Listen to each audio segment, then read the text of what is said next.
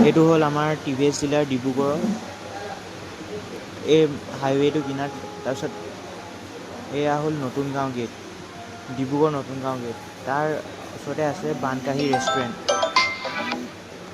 এই ৰেষ্টুৰেণ্টখনৰ ইণ্টেৰিয়ৰটো চাওক এবাৰ, দৃশ্যটো চাওক।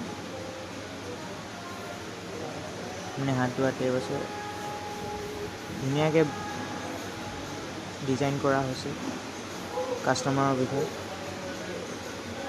আজি স্পেচিয়েল গাহৰি। পিচকেইটা চাওক, পিচকেইটা মেইন পিচ চাওক, গাহৰি পিচ হেতাখনৰ সমানেই হৈছে। তাৰপৰা এয়া হ'ল কলডিল ভাজি, কলডিল ভাজিত আলু চাওক, আলু দিয়ে মানে। নেক্সট স্পেচিয়েল আহিছে চিকেন ড্ৰাই ফ্ৰাই।